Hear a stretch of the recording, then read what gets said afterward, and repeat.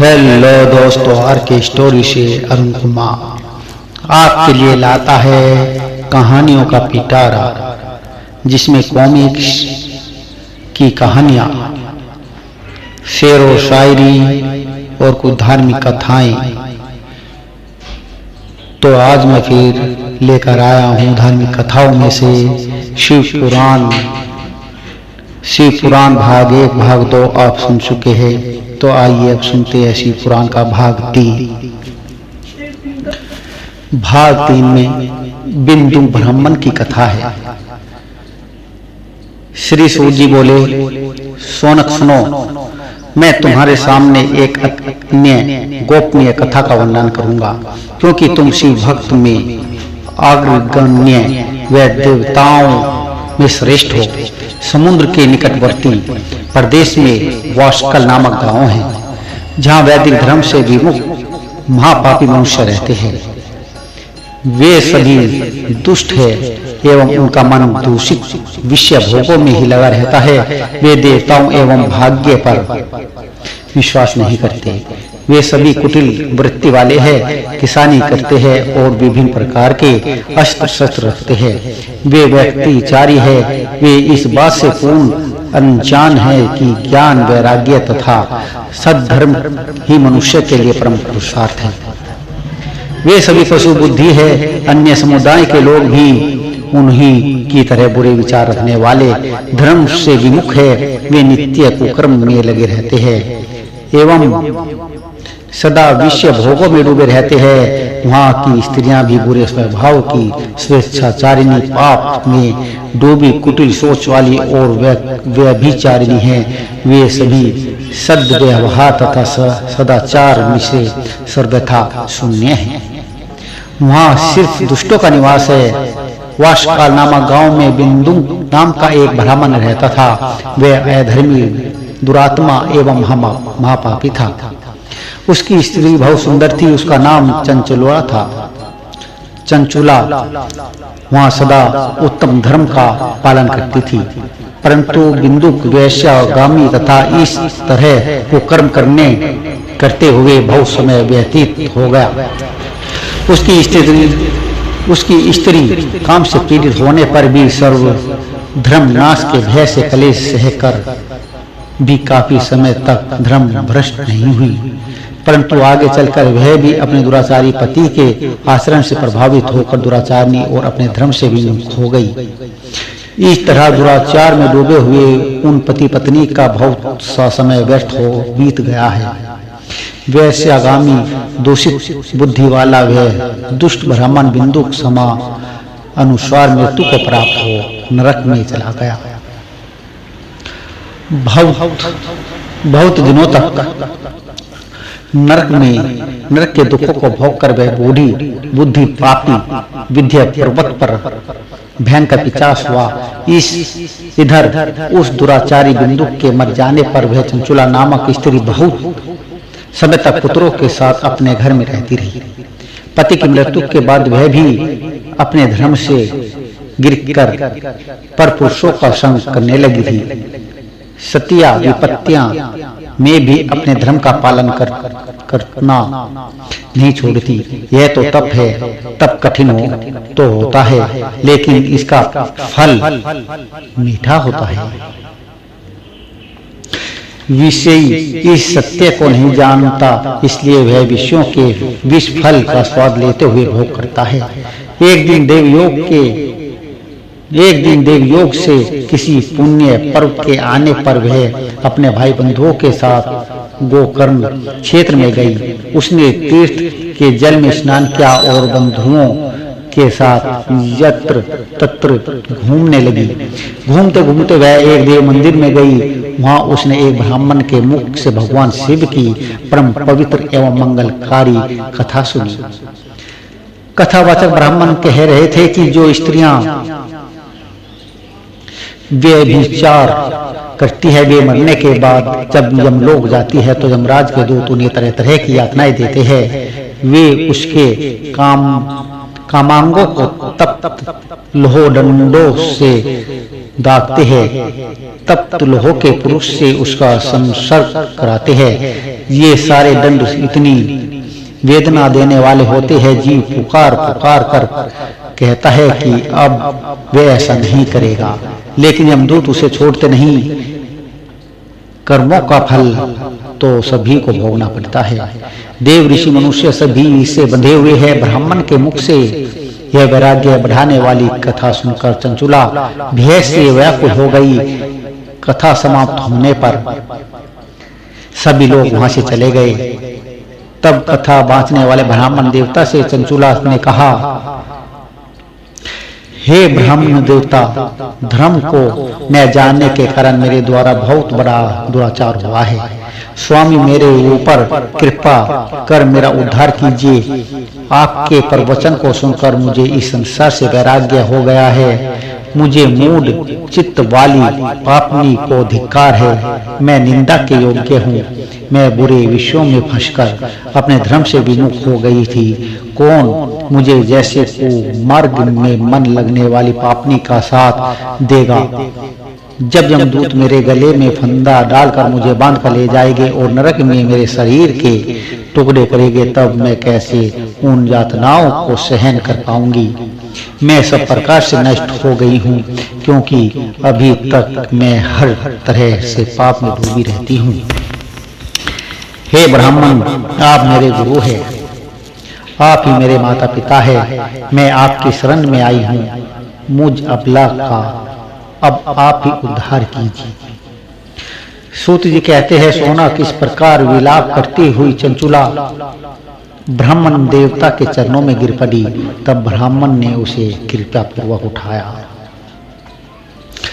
इस भाग 4 में आप सुने चंचुला को शिव कथा सुनने में रुचि कैसे हुई और वे अंतकाल में शिवलोक में गमन कैसे हुआ। ब्राह्मण जी बोले, नारी तुम सौभाग्यशाली हो जो भगवान शिव शंभु भोलेनाथ की कृपा से तुमने वैराग्य पूर्ण शिव पुराण की कथा सुनकर समय से पहले अपनी गलती मान ली है, उसका एहसास कर लिया है। तुम डरो मत और भगवान शिव की शरण में जाओ। उनकी परम कृपा से तुम्हारे सभी पाप नष्ट हो जाएंगे। मैं तुम्हें भगवान शिव की कथा सहित वह मार्ग बताऊंगा जिसके द्वारा तुम्हें सुख देने वाली उत्तम गति प्राप्त होगी। शिव कथा सुनने से तुम्हारी बुद्धि शुद्ध हो जाएगी और तुम पश्चाताप हुआ है, तब मन में वैराग्य उत्पन्न हुआ है। पश्चाताप ही पाप करने वाले पापियों के लिए सबसे बड़ा प्रायश्चित है। पश्चाताप ही पापों का शोधक है। इससे ही पापों की शुद्धि होती है। सत्पुरुषों के अनुसार पापों की शुद्धि के लिए प्रायश्चित पश्चाताप से ही संपन्न होता है। जो मनुष्य अपने कुकर्म के लिए पश्चाताप नहीं करता वह उत्तम गति प्राप्त नहीं करता, परंतु जिसे अपने कुकृत्य और हार्दिक पश्चाताप होता है अवश्य उत्तम गति का भागीदारी होता है। इसमें कोई शक नहीं है। शिव पुराण की कथा सुनने से चित्त की शुद्धि एवं मन निर्मल हो जाता है। शुद्ध चित्त में ही भगवान शिव शंभु भोलेनाथ व पार्वती का वास होता है। वह शुद्ध आत्मा पुरुष सदाशिव के पद को प्राप्त होता है। इस कथा का श्रवण सभी मनुष्यों के लिए कल्याणकारी है, अतः इसकी आराधना में सेवा करनी चाहिए। यह कथा भाव बंधन रूपी रोग का नाश करने वाली है। भगवान शिव की कथा सुनकर हृदय में उनका मनन करना चाहिए। इससे चित्त की शुद्धि होती है। चित्त शुद्ध होने से ज्ञान और वैराग्य के साथ महेश्वर की भक्ति निश्चय ही प्रकट होती है तथा उनके अनुग्रह से दिव्य मुक्ति प्राप्त होती है। जो मनुष्य माया के प्रति आसक्त है वह इस संसार बंधन से मुक्त नहीं हो पाता। हे ब्राह्मण पत्नी, तुम अन्य विषयों से अपने मन को हटाकर भगवान शिव शंभु भोलेनाथ की इस परम पावन कथा को सुनो। इससे तुम्हारे चित्त की शुद्धि होगी और तुम्हें मोक्ष की प्राप्ति होगी। जो मनुष्य निर्मल हृदय से भगवान शिव शंभु भोलेनाथ के चरणों का चिंतन करता है उनकी एक ही जन्म में मुक्ति हो जाती है। सूत जी कहते हैं, शौनक यह कहकर वे ब्राह्मण चुप हो गए। उनका हृदय करुणा से भर गया। वे ध्यान में मग्न हो गए।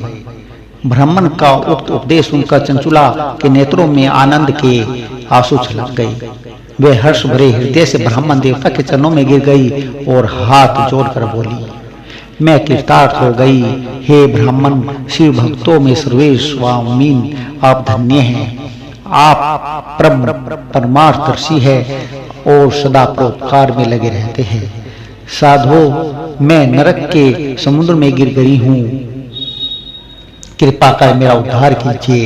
जिस पौराणिक व अमृत के समान सुंदर शिव शंभु भोलेनाथ पुराण कथा की बात आपने की है, उसे सुनकर ही मेरे मन में वैराग्य उत्पन्न हुआ है।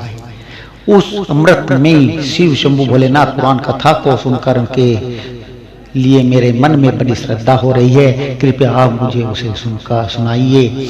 सूत जी कहते हैं, शिव पुराण की कथा सुनने की इच्छा मन में लिए इस चंचुला उन ब्राह्मण देवता की सेवा में वहीं रहने लगी।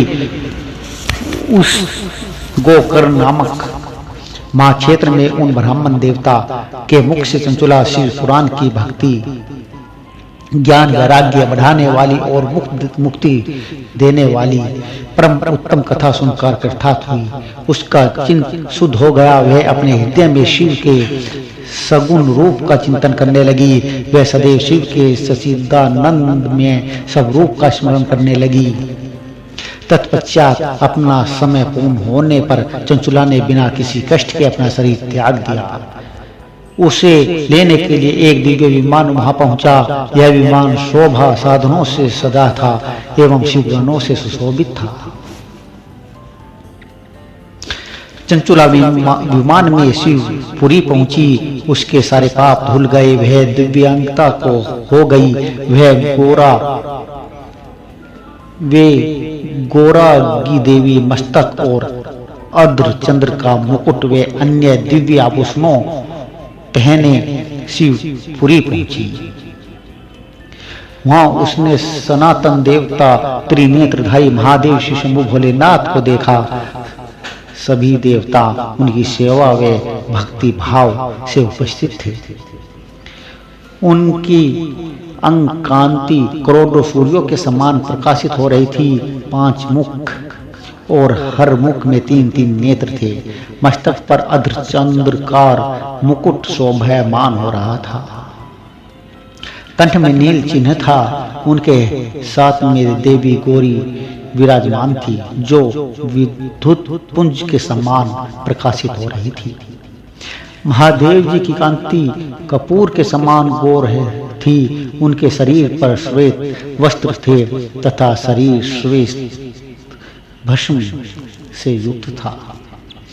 इस प्रकार भगवान शिव के परम उज्जवल रूप के दर्शन कर चंचुला बहुत प्रसन्न हुई। उसने भगवान को बारंबार प्रणाम किया और हाथ जोड़कर प्रेम, आनंद और संतोष से युक्त होकर विनती भाव से खड़ी हो गई।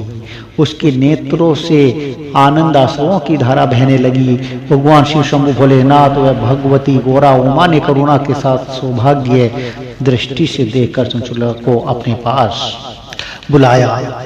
गौरी उमा ने उसे प्रेम पूर्वक अपनी सखी बना लिया। चंचुला सुखपूर्वक भगवान शिव शंभु भोलेनाथ के धाम में उमा देवी की सखी के रूप में निवास करने लगी। ये थी चंचुला की मुक्ति का कारण। भाग 3 भाग 4 नहीं समाप्त होता है।